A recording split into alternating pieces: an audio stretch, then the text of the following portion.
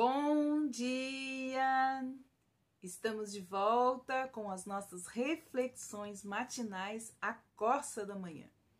E nós estamos descobrindo por que reflexões matinais à Corsa da Manhã. O que a Corsa da Manhã tem a ver com a nossa vida cristã? Nós estamos meditando no Salmo 22, no versículo 1. O subtítulo dele diz assim: um grito de angústia e um salmo de louvor ao mestre de canto, segundo a melodia Corsa da Manhã, salmo de Davi. Deus meu, por que me desamparastes? Porque se acham longe de minha salvação as palavras de meu gemido ou do meu bramido?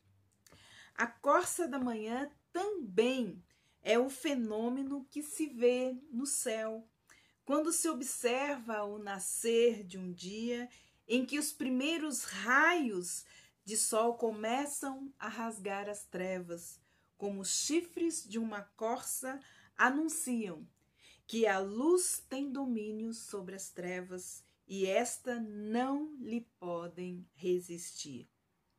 Um desses fenômenos, também chamado a Corsa da Manhã, é a aurora boreal, também chamada por alguns de a Corsa da Manhã.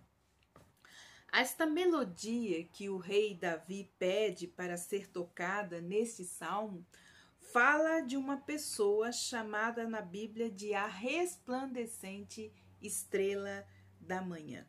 Como nos diz Apocalipse, capítulo 22, versículo 16, nos diz assim: eu sou a raiz e o descendente de Davi e a resplandecente estrela da manhã, aquele que faz as trevas se dissiparem.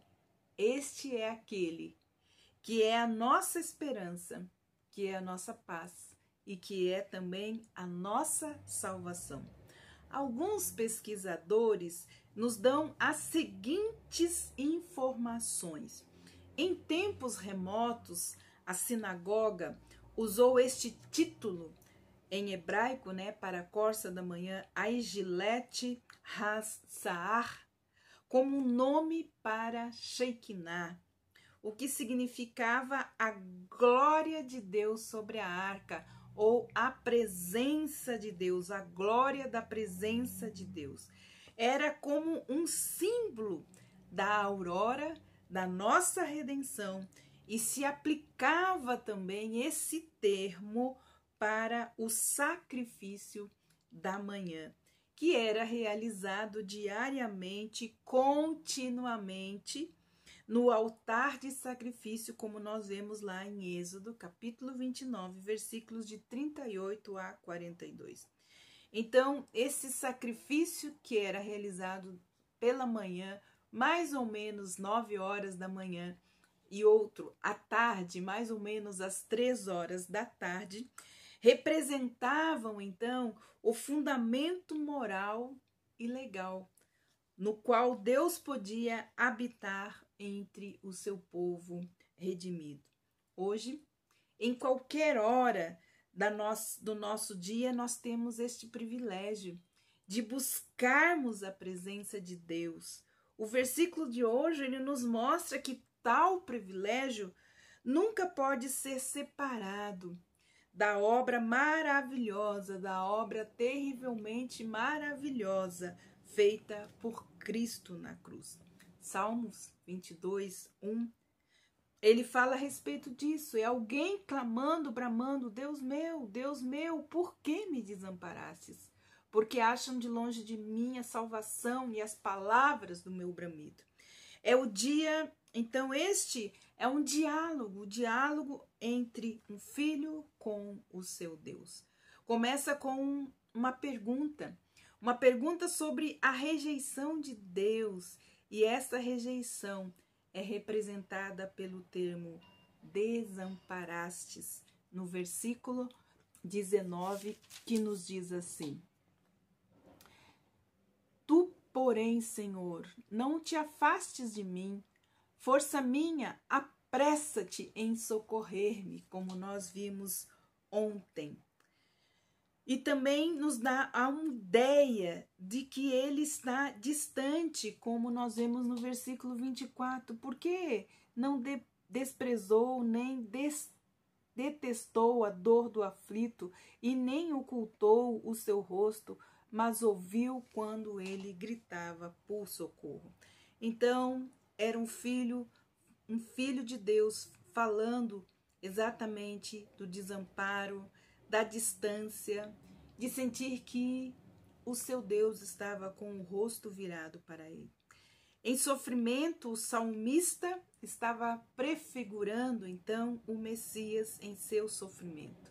E Jesus, ele identificou-se com o salmista lá em Mateus, capítulo 27, 46, quando ele diz assim: Deus meu, por que me desamparastes? Então, ao citar esta primeira linha do Salmo 22, Jesus provavelmente estava chamando a atenção para o salmo inteiro, inclusive para o tema final, que é o tema da vitória, que ele voltará para reger as nossas vidas. Jesus, como a corça da manhã, Jesus como a estrela da manhã ou como o sacrifício matinal, significa que ele virá em um tempo em que essa estrela irá reger de forma plena as nossas vidas. É preciso que reafirmemos a nossa esperança na volta de Jesus, em nosso encontro pessoal, físico e definitivo com Ele. Mas hoje, Jesus sendo a nossa estrela da manhã, significa que é nele que nós devemos mirar os nossos olhos, as nossas horas escuras, as horas escuras da nossa vida, mas também nas madrugadas solitárias de nossa existência. As estrelas no céu estão para nos lembrar disso. Ele é a nossa estrela da manhã e é para ele que nós devemos olhar, porque ele é o nosso guia e o nosso protetor. Jesus é a nossa presença constante, é a presença constante de Deus em nossas vidas.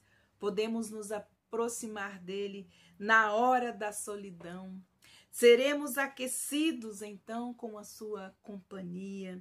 Se olharmos para ele na hora da escuridão, também seremos iluminados, como diz a palavra de Deus. Jesus é a estrela da manhã e jamais perderá o seu fulgor, porque ele é a luz do mundo, porque ele é a luz que habita em nós.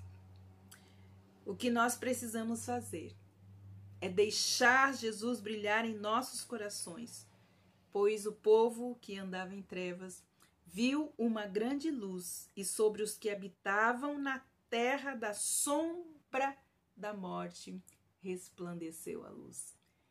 Estamos vivendo esse tempo.